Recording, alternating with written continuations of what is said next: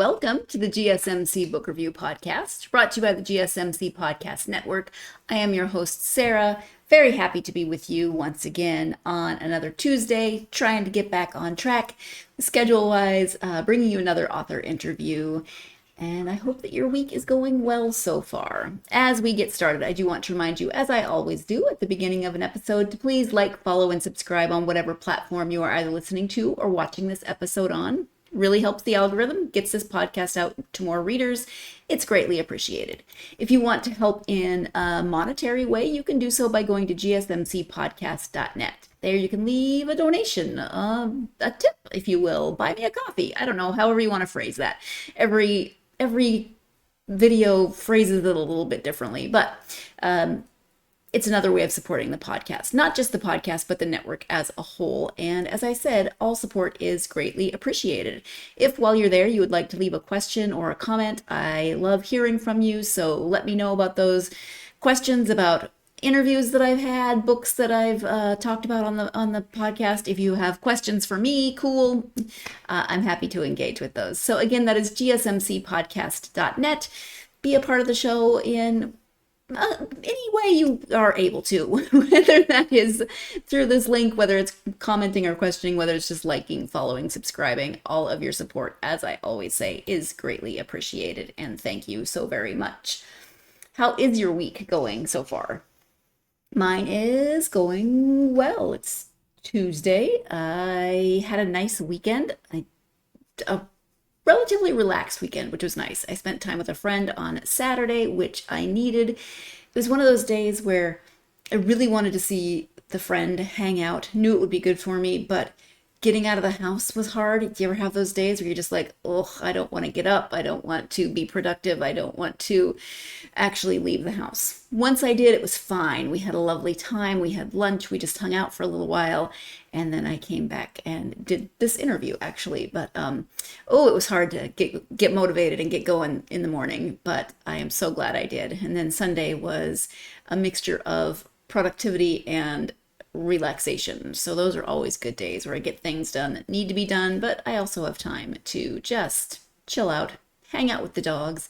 It's been warm, hot-ish, but it's been really muggy here lately. So that's not fun. The dogs and I have been walking about 9 p.m. to wait till it cools off so that they're not so overheated, but it's just been sticky. You know, when you go outside and you instantly feel damp from the humidity. Not my favorite, but it is what it is. And it's August, so the weather's always crazy in August. I can't really complain too much. A little bit. But at any rate, let's talk about this week's interview. I am speaking today with Dr. Katherine Hutchinson-Hayes about her book, A Fifth of the Story. This is espionage. It's spies. It is a thriller. Let me go ahead and give you the description of this book. There is an attack on U.S. soil, and Brock, an agent of the CIA, finds himself in the middle of the mess. He soon discovers that there's been a breach that threatens not only to destroy the nation's safety, but very possibly Brock's own life.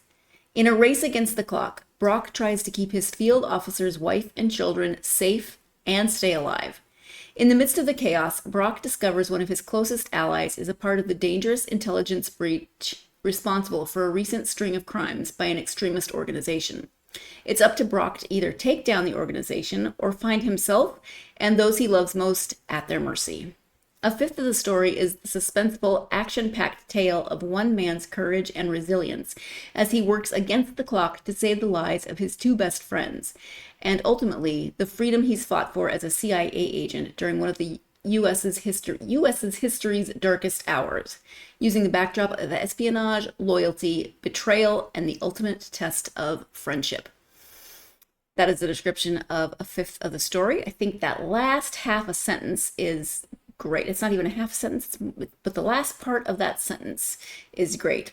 And I can't read the whole sentence because it was a tongue twister and I couldn't get it out. But that last part, espionage, loyalty, betrayal, and the ultimate test of friendship. I think that's a really good encapsulation of this story. There are so many twists and turns. There is a lot of action. There's so much that goes on in this story. If you are a fan of of action, if you're a fan of this type of story with espionage, with a lot of twists and turns, with trying to figure out who is responsible for what and what is going to happen next. Some things you might not even see coming, and some things I was like, whoa, yeah, okay, that was didn't quite fit, when they're trying to get out of certain situations. I was like, probably wouldn't have thought of that.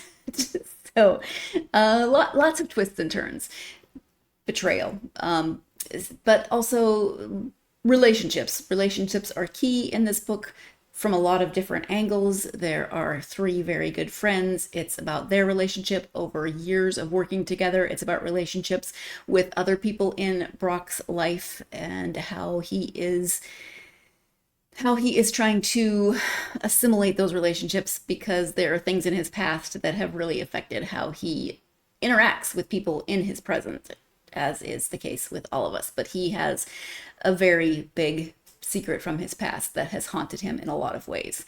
And that is part of his story and how he interacts and his relationships, etc.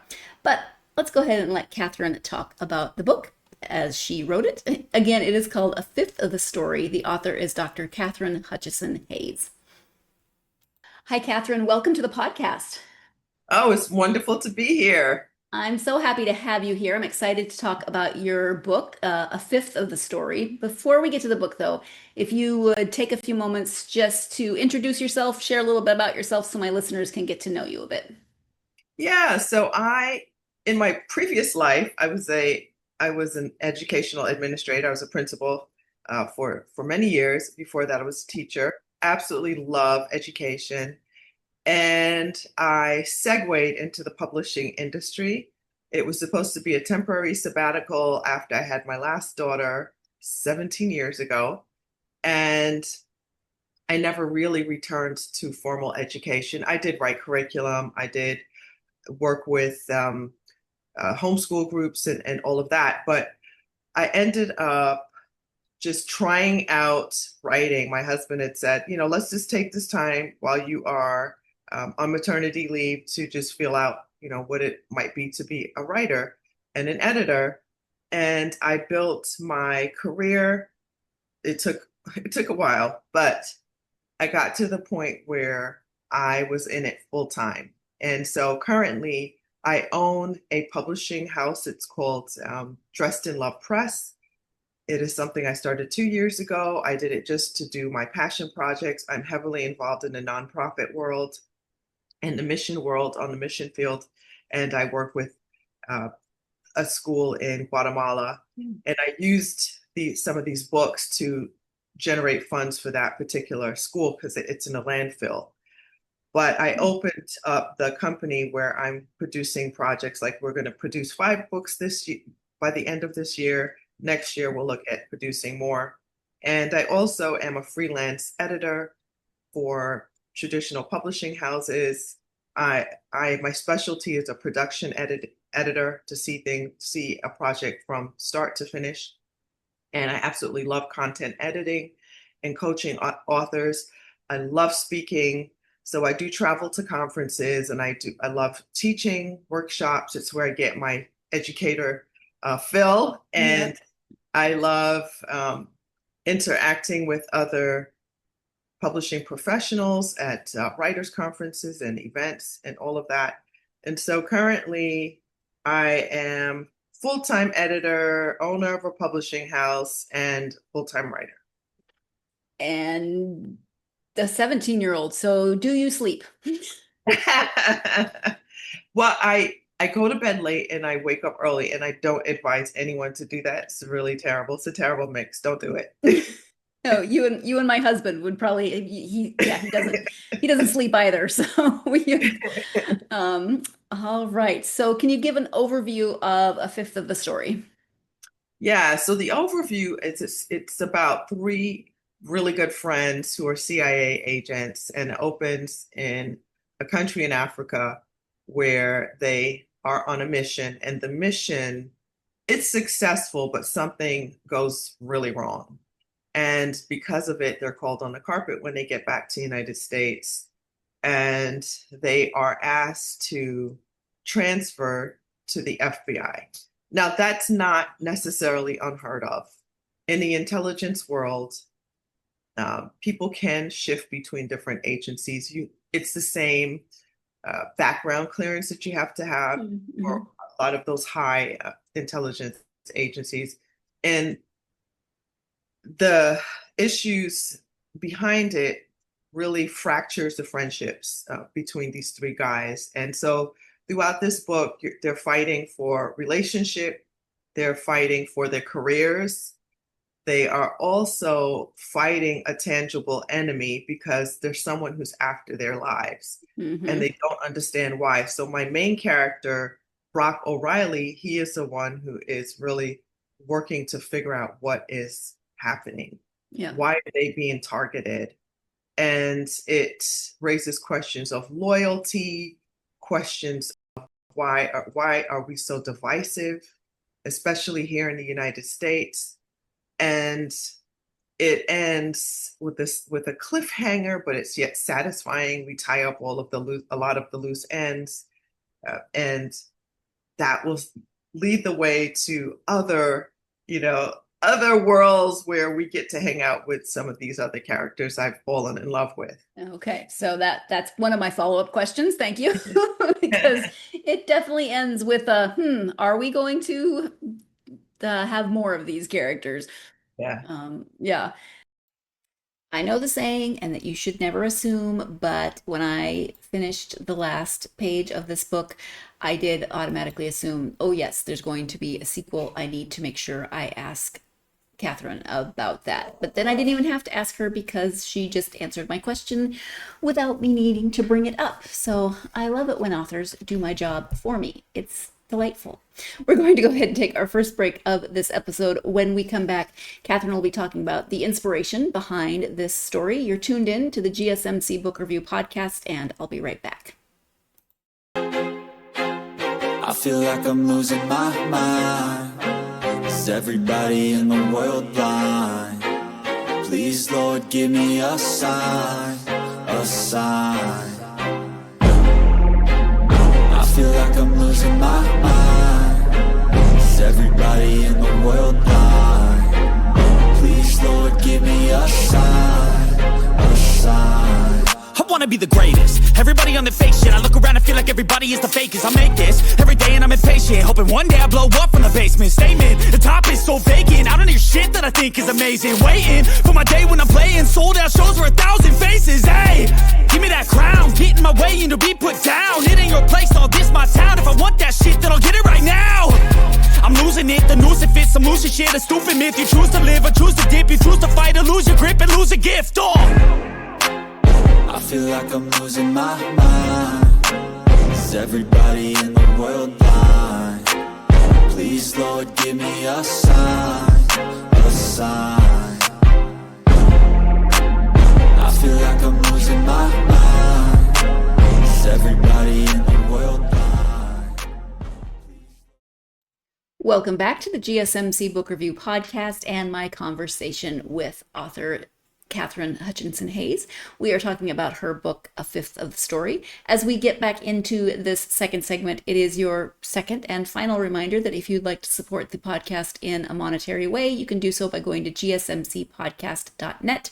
You see that playing in the video next to me. It's also going to be scrolling along the bottom of your of the screen throughout the episode in case you need a reminder. But once again, that is gsmcpodcast.net. You can go there, leave a tip, a donation, whatever it is that might be in you to leave to support the podcast and the network as a whole. Thank you so much for, if you decide to do that, thank you for your future support. Thank you for your past support. Thank you for all of your support. Let's go ahead and get back to the conversation with Katherine. What was your initial inspiration for the story? So my initial inspiration was twofold. It was from my husband and my mentor. I work with a phenomenal mentor. His name is Cecil Murphy. He's an older guy. He's retired from writing, but he is really invested in working with authors. And he was actually editing a book that I had 90,000 words, where it was a completely different book with the same title and the same premise. And he was like, tell me more about you. Why are you writing this book? And then he said, why don't you write a book based on what your husband does? Because you have this in-house expert. I don't understand why you're writing this other book, which was more about the correctional facilities and all of that. So I thought, oh my goodness, I never thought that I could manage that. And I asked my husband, would I be able to have access to declassified files? And can you give me some case scenarios? And I knew a lot about some of the situations he had been in, some of the ones he could tell me. So he worked for a division of the military that was like the CIA of the military. And he was able to give me so much direction and information. And I wrote that book on the fly in 10 months. Oh, wow. And yeah, and it was some people write fast. They're like, oh my gosh, it's so slow. I can't believe it. But for me, that was amazing because a prior book had taken me years to write. And this was just like the roller coaster of my life. I had such a ball writing this book. Yeah. It is fast paced. There's a lot of action in the book. There's a lot of scenes that feel like they could be movies with their intensity. So, but there's also, as you said, a lot of divisiveness, a lot of issues that we're facing currently in the United States. So how do you find the balance in writing action and, timely issues? Yeah. So the book was a roller coaster, but it was also terrifying. There are many nights I could barely sleep because of the research. And the research, the research was about 3 times larger in a file document than the actual book. Yeah.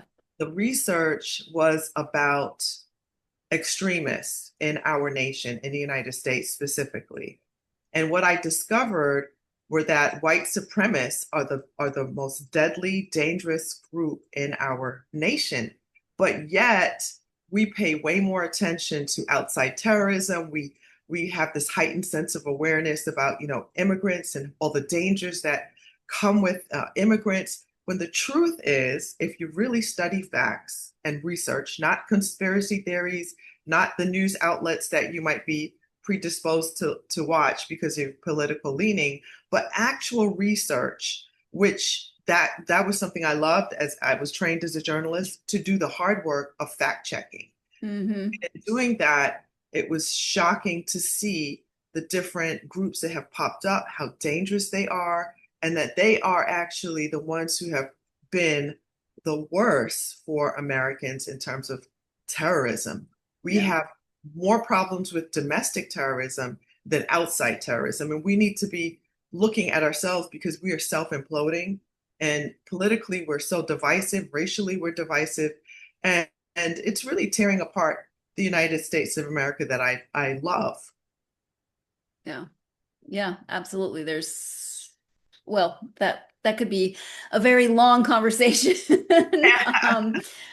So, in terms of, well, you mentioned Brock, the main character. Can you talk a little bit more about him? What about him is going to resonate with readers?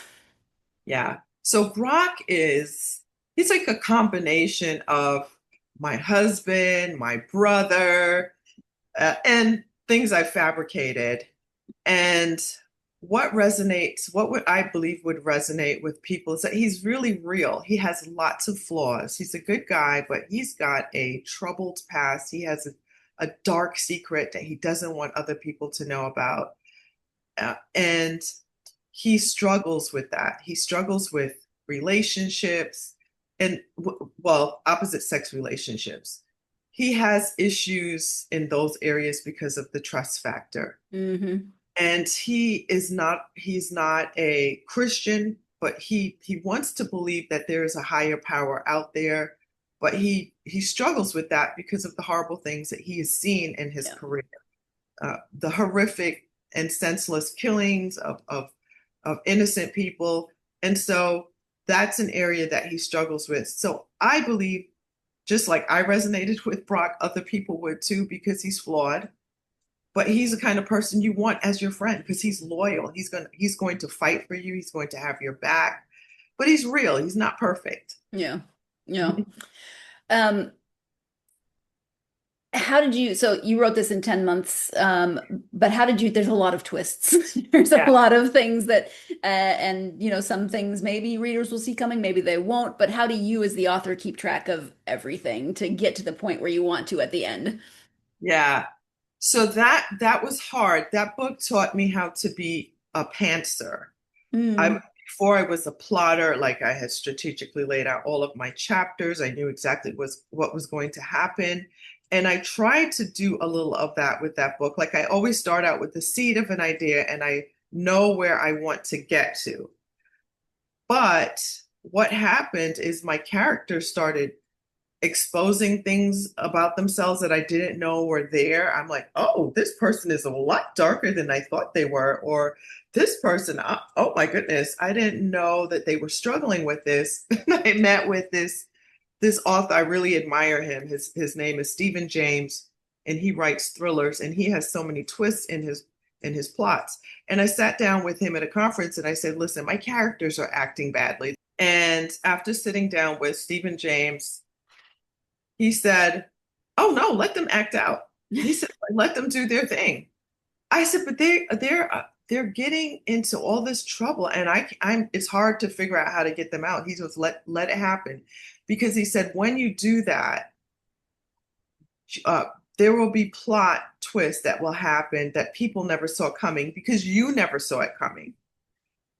And so I have learned how to paint my characters into a corner.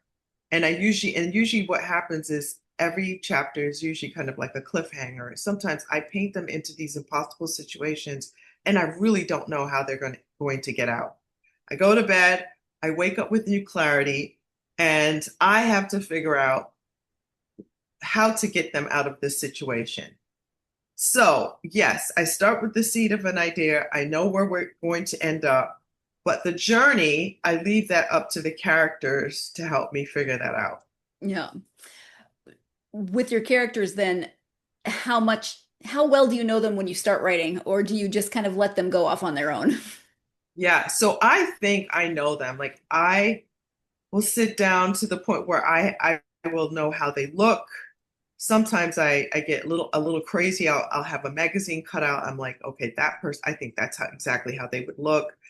I I have like their favorite colors down, their what their past was like.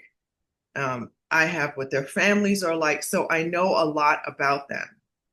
And because I do that, it is it becomes more organic to see how they react to a situation because I know who they are. But they shock me because there are things that they start revealing to me about them as the story continues. When that first starts happening, is it hard as an author to trust that, to kind of let them lead you? I mean, I feel like I'd be way too much of a control freak. Yeah.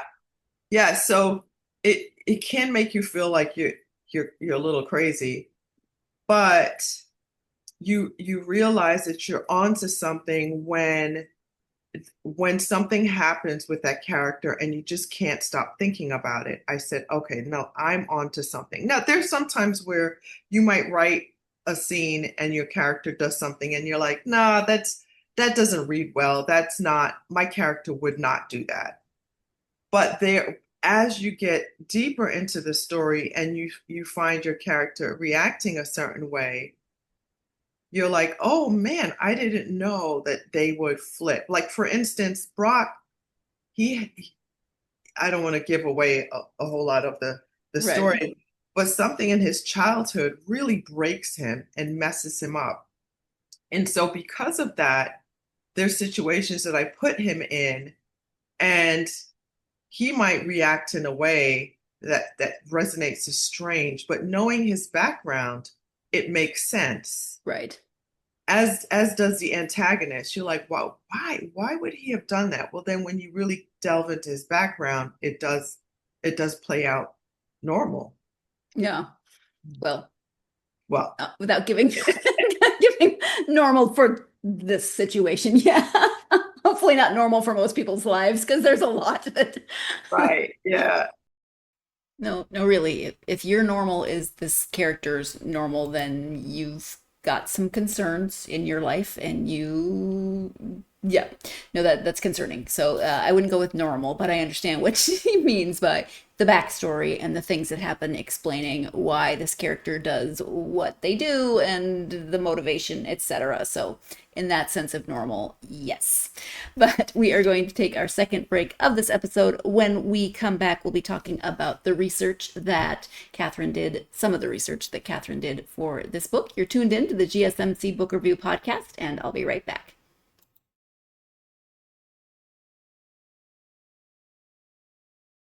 For the best and latest podcasts available anywhere, go to the podcast app on your cell phone and type in GSMC to access free content-rich podcasts on health and wellness, book reviews, sports, entertainment, relationships, social media, movies, technology, finance, and even weird news. Subscribe and download the GSMC Podcast Network's family of shows, available everywhere podcasts are found. So what was your initial inspiration for the story? I was so close. So my initial Welcome back to the GSMC Book Review Podcast and my conversation with author Katherine Hutchinson-Hayes. Before the break, she was talking about the backstories of the protagonist and the antagonist, and how things in their past explain a lot of what's going on in their current motivation as characters. Let's go ahead and return to the conversation with Katherine. You mentioned that research, which I can only imagine was extensive and could take up a whole couple of hours, probably, of a podcast itself. But was there any particular area that was maybe surprising or more interesting to you?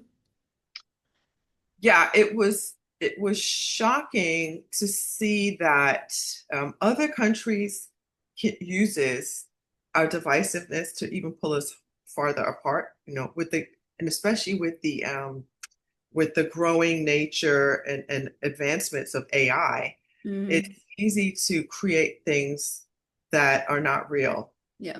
And what's interesting is that people tend to believe what they read and see, and they're not going back and doing the research and say, oh, you know what, that was a video that was created by AI, or these ads are not even real. Whenever we have an election, you'll see this plethora of real fake news, like not calling someone fake because you just don't like their political leanings, but things that are really contorted and not true. And so it was shocking to see how gullible we are as humans, and it challenged me to dig deeper. When you hear about something, just go back and fact check and make sure that it's not what. And a lot of times, because we may have a political leaning or something to that effect, it might be easier for us to easily just say, oh yeah, that's true. Right. Yeah. It resonates with us, but we have to fact check. On a silly, non-political nature. So I try to pay attention and, think critically and those sorts of things. But did I fall for the bunnies on the trampoline video that has, Yes, I did, until somebody said, that's AI. And I looked closer and one of the bunnies disappears. Like, it was cute. I just was like, cute bunnies. I know. Didn't think critically. Yeah, I tend to believe things that with cats and dogs, because I love animals. I'm like you. I'll tend to believe that, and my husband would be like, that's AI, Katherine. That dog's not really doing that. So yeah. But it just shows how we can let ourselves believe because, cute bunnies, or this makes sense to me, or it's harder and harder to be as critical as we need to be in this day and age. So do you normally write action thrillers? Is this your normal genre, or is this a departure for you? So this is a genre that I have fallen in love with. I didn't feel I could write it. It's my favorite thing to read, favorite thing to watch. I'm not a chick flick kind of a girl. Sorry, ladies. I am a drama, shoot 'em up, bang, bang, thriller, suspense person. But before that, I wrote articles. I was nonfiction. Mm-hmm. So I wrote plenty of boring articles in the educational realm, research articles and all of that. And I then also wrote curriculum. I wrote poems. I absolutely love poetry, won quite a few awards for poetry. And I was a contributor to different magazines throughout my entire life, even as a teacher and a principal, because I loved it. I love the research it takes. I love interviewing people and all of that. And then I started to also write devotions. I wrote, I told you earlier in the interview that I have a passion project for the nonprofits that I work with. And I work with a team of bloggers, and each year we take our devotions and we create a book. It always has a theme, and the online proceeds go to the nonprofit that we work with, or I work with. They let me support it and agree to do this. Yeah.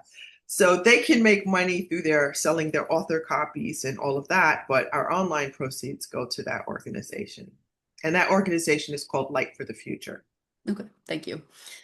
So yeah, definitely a different direction from what you were used to writing. So fun challenge? Fun, love it.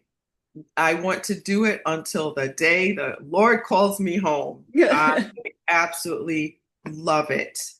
Yeah. Nice. Okay.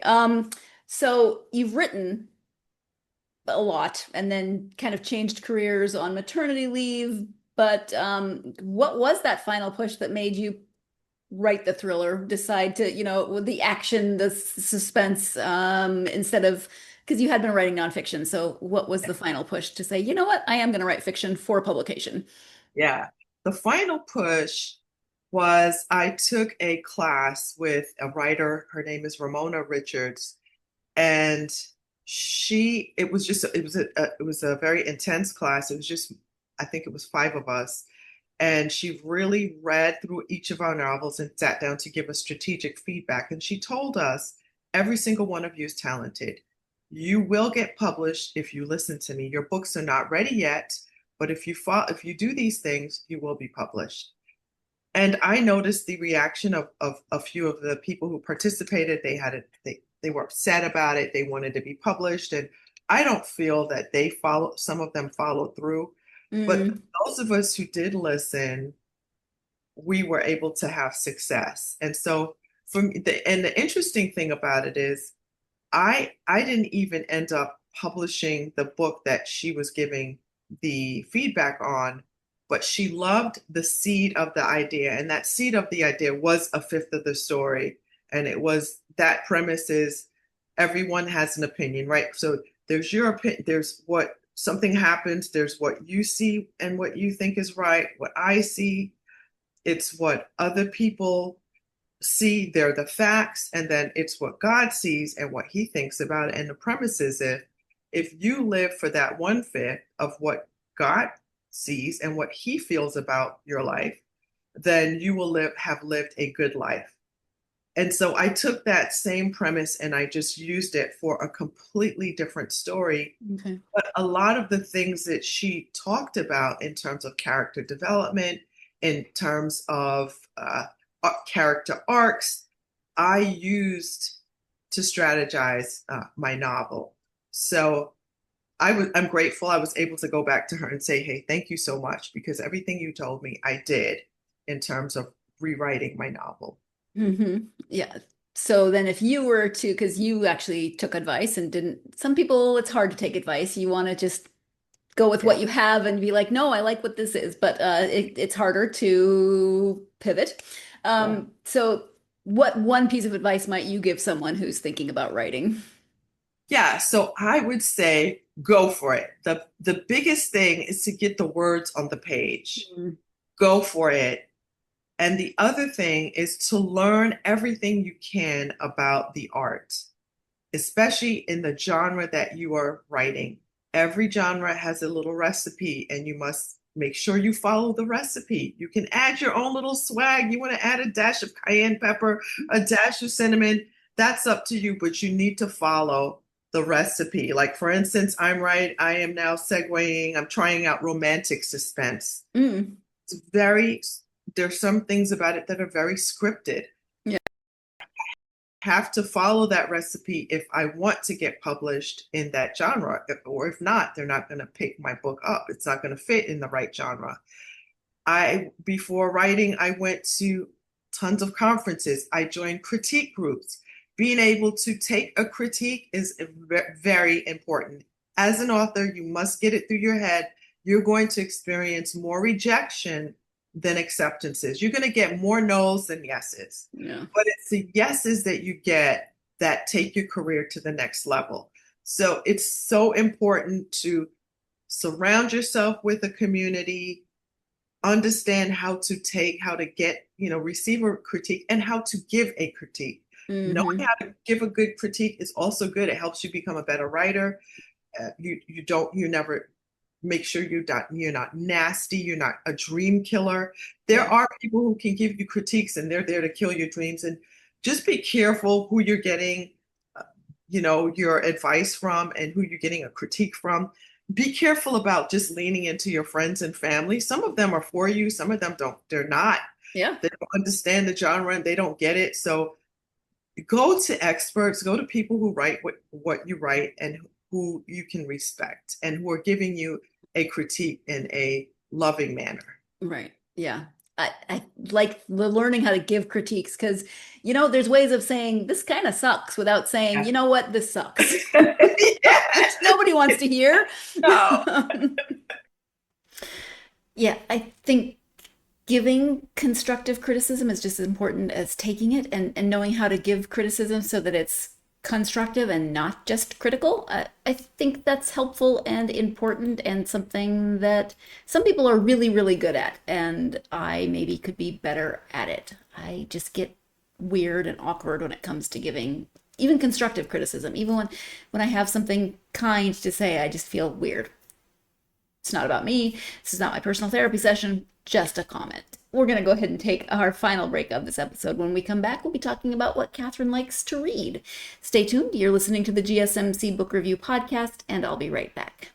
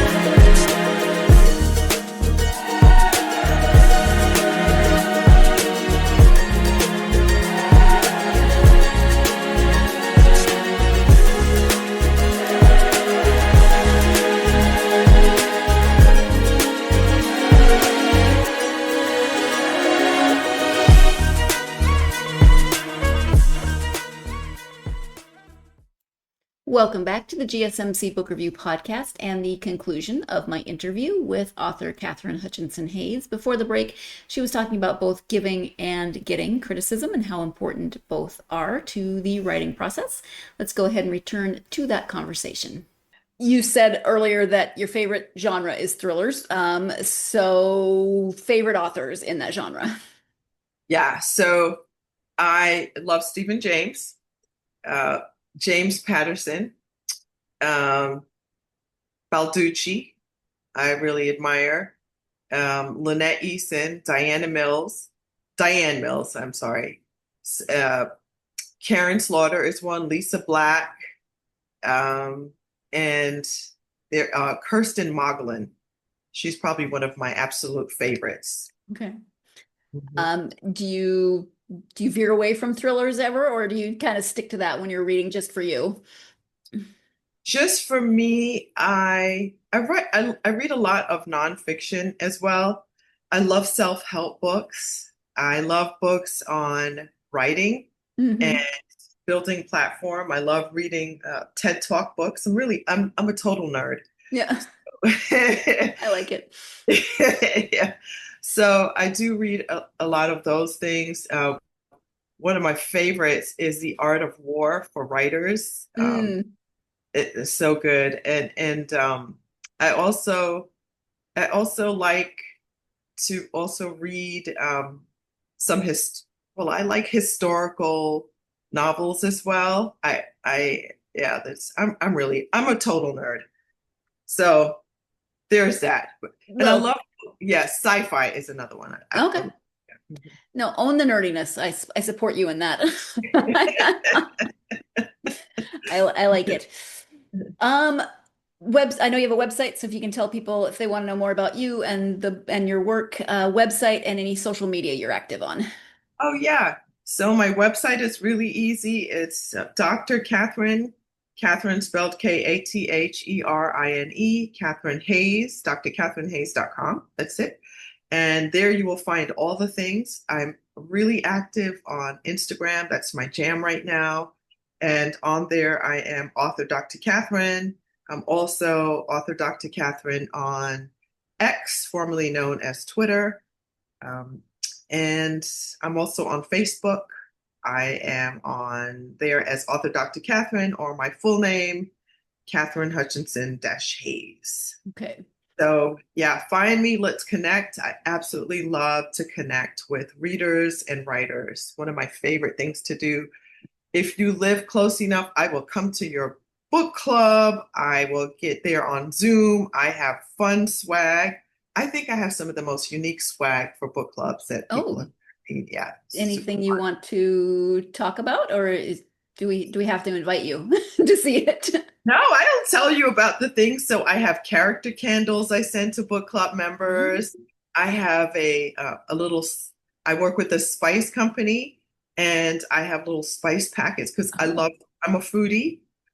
My dream is to one day be on Chopped or cook with um, some of the stars.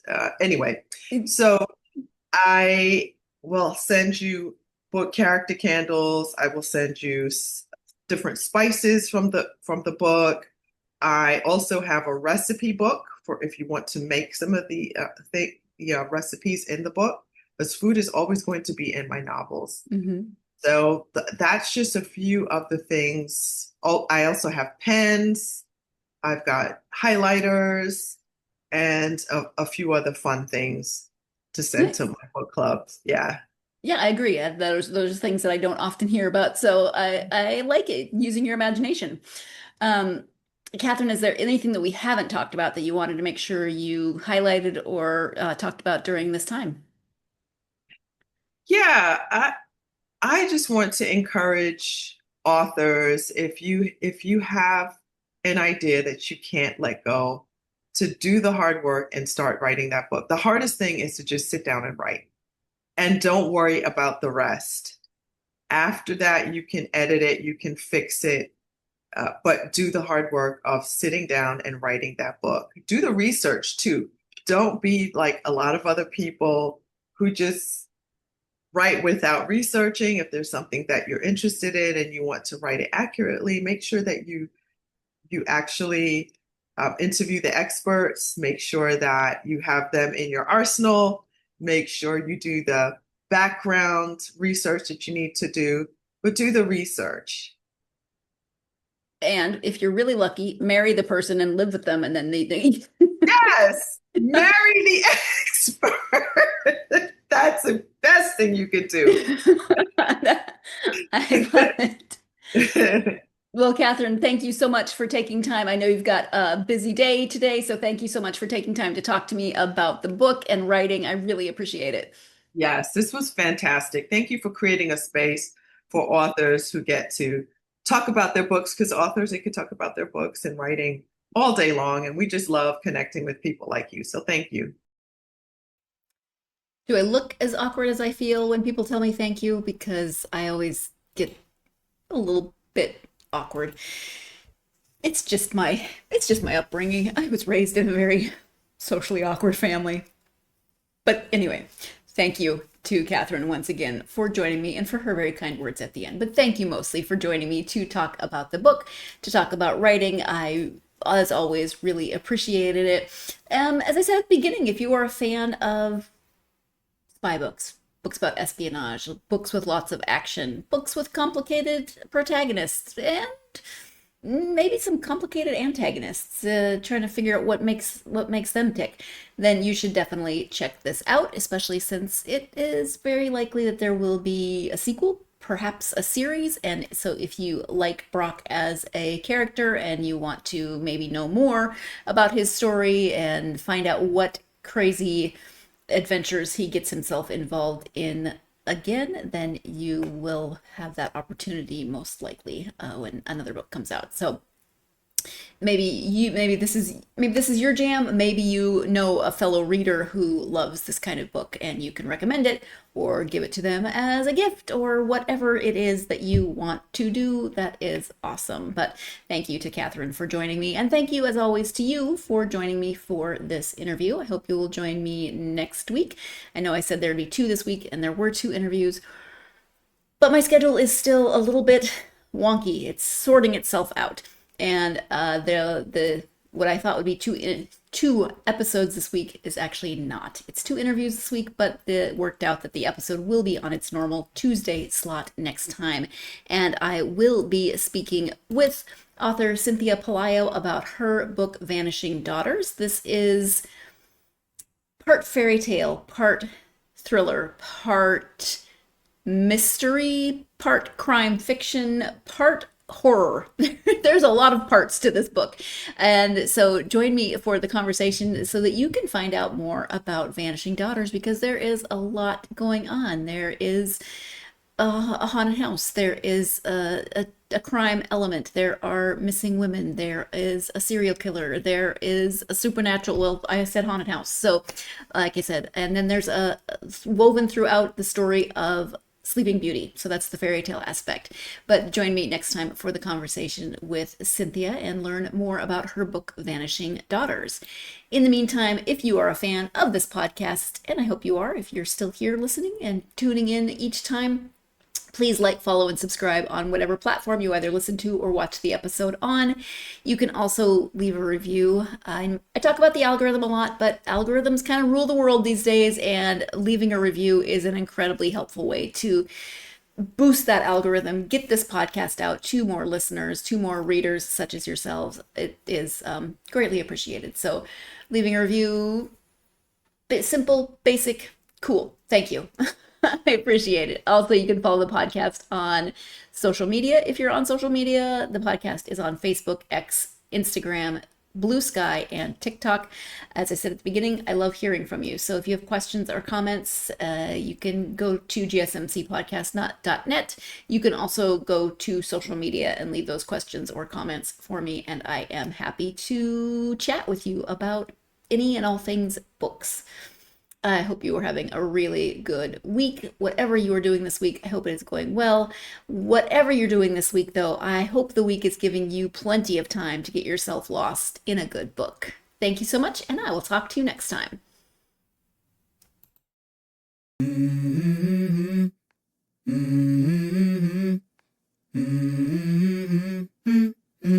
Let's go. I wake up to a little bit of drool on my pillow, feel like it's gonna be a bad day. Yeah, I'm tired of shit, and the coffee ain't hit yet, damn, ain't that great. I don't wanna go to